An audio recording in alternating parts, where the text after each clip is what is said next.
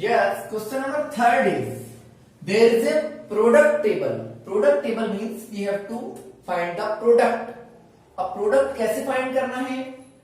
2x का 2x से जो मल्टीप्लीकेशन होगा उसको हम यहां लिखेंगे, 2x का 5y से जो होगा उसको यहां, ऐसे ही 2x तो इधर से और इधर से जो आते जाएंगे उनको हमको मल्टीप्लाई करना है। अब आप डायरेक्ट मल्टीप्लीकेशन सीखोगे तो देखो नंबर को नंबर से मल्टीप्लाई करना है और वेरिएबल को वेरिएबल से, तो करते जाओ। 2 2 जा 4, x into x, so it will be x square। 2 into -5 करेंगे तो -10 और x y, ठीक है। 2 3 जा 6 and x into x square करेंगे तो x क्यूब। 2 into -4 किया तो आएगा -8, x into x होगा तो आएगा x स्क्वायर और बचा क्या y। सिंपल सा है। 2 7 जा 14, x into x स्क्वायर करोगे तो आएगा x cube and y is remaining there, ठीक है। आफ्टर दैट यहां पे अब 5y लाइन स्टार्ट हो गई है तो -5 into 2 करेंगे तो -10y, -10 एंड x y। आप किसी को भी पहले लिख सकते हो x y y x, कोई फर्क नहीं पड़ता है उससे। 5 5 जा 25 एंड माइनस माइनस प्लस हो जाएगा, y into y y square. 5 3 जा 15 x स्क्वायर y। 5 4 जा 20 and x and y square. देखो x का x y into y करेंगे तो y स्क्वायर आ जाएगा। 7 5 जा 35, माइनस है तो माइनस लगा दिया, x स्क्वायर इसमें है ऑलरेडी, y को y से मल्टीप्लाई करेंगे देन y स्क्वायर। तो ये 2 रोज मैंने कंप्लीट कर दिए हैं। After that 3 rows are also remaining there. 3 2 जा 6x क्यूब। सेम हियर, पहले कॉलम वाइज कर लेता हूं। 4 2 जा माइनस 8x स्क्वायर y। 7 2 जा 14 हो जाएगा तो 14 x क्यूब y। इस तरीके से ही 3x स्क्वायर को -5y से करेंगे तो -15 x स्क्वायर y। यहां पे आ जाएगा 20x y स्क्वायर। आप डिजिट को डिजिट से एंड वेरिएबल को वेरिएबल से मल्टीप्लाई करना है। वैसे ये 6/6 की टेबल थी बट मैंने 5/5 में सॉल्व करवाई है। एक एक डिजिट और रह गए यहाँ पे कि इतना प्रॉपर स्पेस नहीं है, तो 5/5 मैंने सॉल्व कर दिया है। एक जो पार्ट रिमेनिंग है वो आप कर सकते हो नॉर्मली। इसको करते हैं आप। 3 3 जा 9 और x स्क्वायर को x स्क्वायर से करेंगे तो x 4। फिर आएगा 3 4 जा 12, यहां पे x स्क्वायर है, देखो x स्क्वायर इंटू x किया तो आएगा x क्यूब एंड y। 3 7 जा 21, x स्क्वायर को x स्क्वायर से मल्टीप्लाई किया तो x4 और बचेगा क्या y। सिंपली जो जो चीजें दी हुई हैं उनको हम लिख रहे हैं सिर्फ मल्टीप्लाई करके, और कुछ भी नहीं कर रहे। एक्स्ट्रा एफर्ट हम कुछ नहीं लगा रहे हैं। यहां पे आ जाएगा -12 x क्यूब y और यहां आएगा 21 x 4y। आफ्टर दैट -4 को -4 से करेंगे तो 4 4 जा 16 और x y है यहाँ पे और वहां पे भी x y है, तो x y कितने टाइम आ जाएगा 2 time x square y square. After that 4 7 जा 28, x की पावर हो जाएगी 4 और y की पावर 3, सॉरी x की पावर 2 यहां पे है, 1 यहां पे है, तो x की पावर होगी 3 और y की पावर 1 यहां पे है और 1 यहां पे है, तो ये होगी 2, ठीक है। After that last 2 steps are also remaining there, तो यहां तो आएगा -28 x क्यूब y स्क्वायर और यहां 7 7 जा 49, यहां पे भी x स्क्वायर है, यहां पे भी x स्क्वायर है, तो x की पावर 4 और y दोनों में 1 1 है, तो y की पावर 2। ये आपका थर्ड पार्ट है। आपको इस तरीके से प्रोडक्ट टेबल जो दी हुई है उसको कंप्लीट करना है, ठीक है।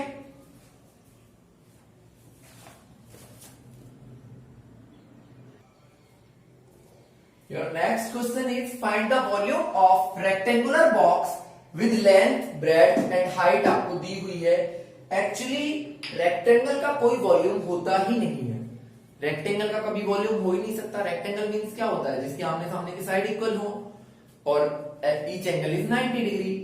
तो रेक्टेंगल तो फॉर एग्जांपल ये बोर्ड है, अगर ये बिल्कुल थिन ले लें हम तो ये एक रेक्टेंगल होगा। रेक्टेंगल का वॉल्यूम मींस क्या होता है, उसकी कैपेसिटी कितनी है, उसमें कितना मटेरियल आ सकता है। तो रेक्टेंगल में आप कुछ चीज भर नहीं सकते हो, रेक्टेंगल का कोई वॉल्यूम नहीं होता।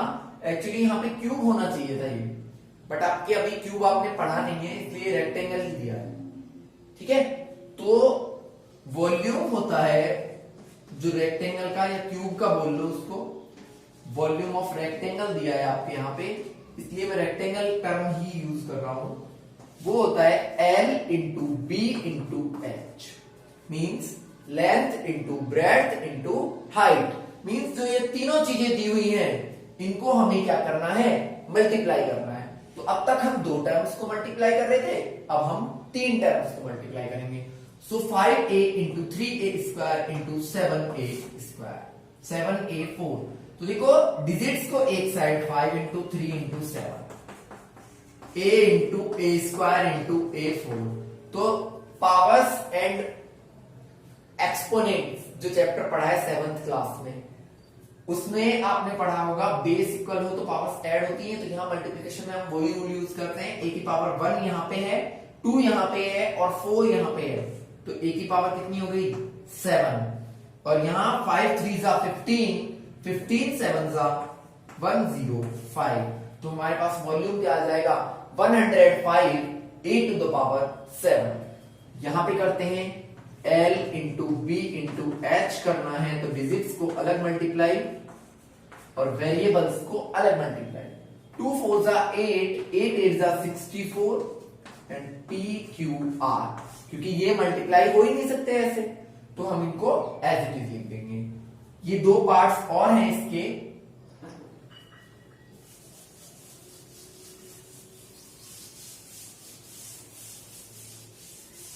after the chapter will be complete, I will solve all the examples of this chapter. So the third part is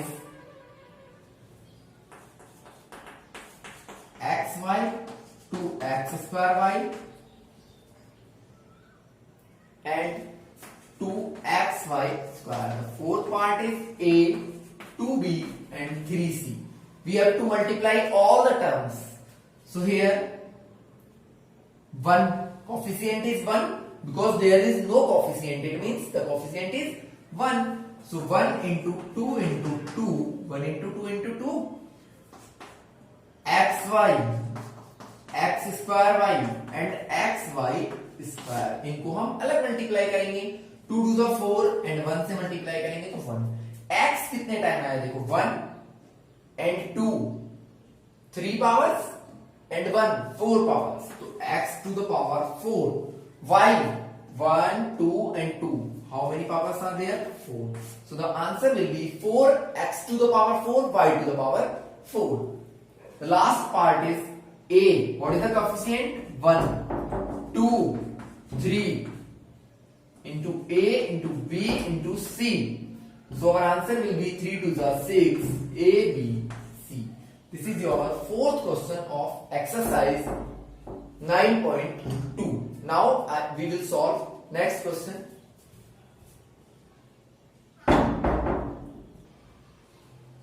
Now we are on the last question of this exercise. Find the product of following parts. The first part is xy, yz and zx. There is no coefficient in this part. कोई भी यहाँ पे digit नहीं है, non variable नहीं है, it means coefficient यहाँ पे नहीं है, तो हम सिर्फ इन्हीं का मल्टीप्लाई करेंगे। तो xy multiply with yz multiply with zx, so let's multiply xy into yz into zx, सारे मल्टीप्लीकेशन में है। तो देखो x कितने टाइम आया 1 and 2, so it will be x square, y is also 2 times y square and z square, यही इनका क्या है प्रोडक्ट है। Same here there is no coefficient but minus sign is there, so answer will be minus, minus sign है ना एक में, तो देखो माइनस आ गया अभी। अब a की पावर कितनी हो जाएगी 1 and 2, 3 and 3 6. So minus a to the power 6. It's very easy. Here 2 into 4 into 8 into 16. So many digits are there. And y into y square into y cube. इनको हमें multiply करना है. So first of all 2 4s are 8 and 8 8s are 64. 64 into 16 करेंगे तो आएगा 16 4s are 64. 1024 ये आएगा. तो जो नॉन वेरिएबल्स हैं उनका मल्टीप्लीकेशन क्या आया 1024 एंड y की पावर्स कितनी है 1 and 2 3 and 3 6 y to the power 6. That's the answer of third part of question number 5. There are two parts are also remaining.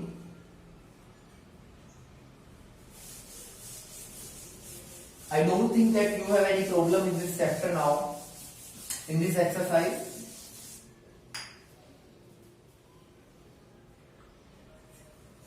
Fourth part is A, 2B, 3C and 6ABC.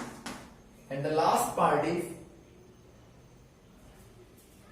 M minus Mn and MnP. तो हम ये दो parts और solve करेंगे. ए का coefficient क्या होगा 1, B के लिए कोफिशिएंट 2, सी के लिए 3 एंड इस वैल्यू के लिए 6. After that A into B into C into ABC.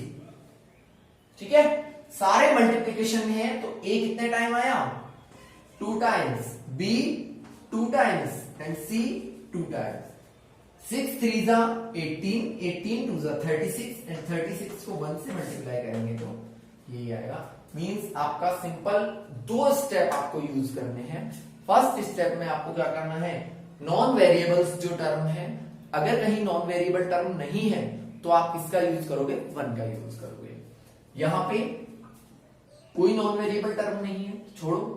Minus sign है तो माइनस, या फिर आप देखो मैंने अभी बोला था 1 का यूज कर सकते हैं. कैसे, नॉन वेरिएबल नहीं है तो मींस 1, यहां -1, यहां 1, यही होंगे ना. और इनको मल्टीप्लाई करेंगे तो into m into mn into mnp. तो देखो -1 से मल्टीप्लाई होके क्या साइन आएगा माइनस. m कितने टाइम है 1 2 3. सो m to the power 3 n to the power 2 and p. That's our answer.